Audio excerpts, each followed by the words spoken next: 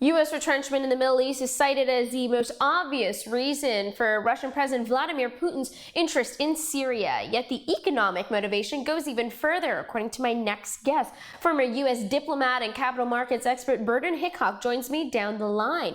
Geopolitically, oil is a primary motivator for so many in the region, right? Russia is one of the world's largest producers and had to hike interest rates to 17% just to compensate for its troubled ruble back home. So are we looking at Putin trying to strategically position Russia for commercial oil exploration in the regime once Assad is toppled? I think oil is a factor, but not from the standpoint of Russia going in to try and position themselves for more exploration. Like you said, they're the third largest producer in the world. What they're looking at, this is a tremendous opportunity for Putin to put pressure on Saudi Arabia and OPEC, the largest, a third of the oil production in the world. If he can somehow force Saudi Arabia to decrease production by threatening them, I think that most recently there have been articles about cooperation between Saudi Arabia and Russia. This is cooperation at the end of a gun.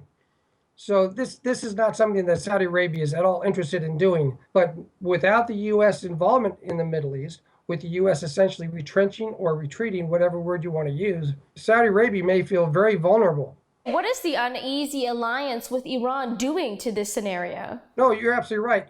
Right now, Saudi Arabia is looking at Iran that is a threat to Saudi Arabia. It has been a threat to Saudi Arabia, teaming up with Russia that is being essentially hammered by a 1-2 punch, both the lower prices of oil as well as the sanctions the West have put on because of Ukraine. There's a tremendous economic potential, economic benefit for Russia being in Syria and with teaming up with Iran. I don't buy the argument of some of the optimists who say the adversarial relationship between the U.S. and Russia is thawing in any way. I mean, do you think that there should be any real trust between the two? I see very little evidence to suggest that we should trust Putin. We need to deal with Putin.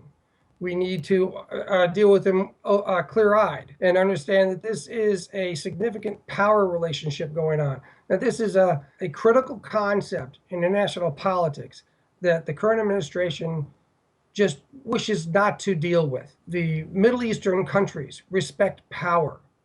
I spent 3 years in Iraq. I've seen this firsthand. Power is extremely influential, and you can't just ignore it and hope it'll go away. Putin is in the Middle East. We are retreating. This is a significant geopolitical change. It's a tectonic plate change. And Saudi Arabia is the one who's going to, and perhaps Israel, are going to be the worst for it. And, you know, to sort of balance the conversation, if I was in Putin's position, I too would play pragmatically, considering that we can see, as you mentioned, the people who could lose in this wider scenario. Oh, this is a relatively low-cost venture by Putin. Absolutely. He's got maybe, 1,500 troops in Syria, a few fighter jets, bombers. He does not have a tremendous resource allocation to this, and not that he could actually afford one. If we're talking about uneasy alliances, the strategic trade interests between Syria and Russia really are not that much. So he's not losing anything on that front either. No, you're absolutely right. So it comes down to geopolitics. It comes down to pressure that Putin feels at home on the economy. And one way, perhaps, that he's able to address that, can he get the Saudis, or can he get enough instability in the oil markets to get the prices up? I mean, look at where Brent is today versus 2 weeks ago. It's up about $5 to $7. And this is on nothing more than a bunch of noise coming out of the Middle East. If there's more rumors about Saudi and Russia, quote unquote, cooperating, which is, I use that term very loosely, then that's just going to continue to boost the price of oil. Now, clearly, oil's not going to go to $100 a barrel. That's not going to happen because U.S. frackers will come in and the supply will just be overwhelming. But a $10 rise in the price of oil on a 10 million barrel a day production, that's $100 million a day in foreign currency reserves that Russia could benefit on an increase in prices. Putin has made no secret of the fact that he believes that absolute power is really the best way to govern if you want to avoid the fate of his predecessor Yeltsin.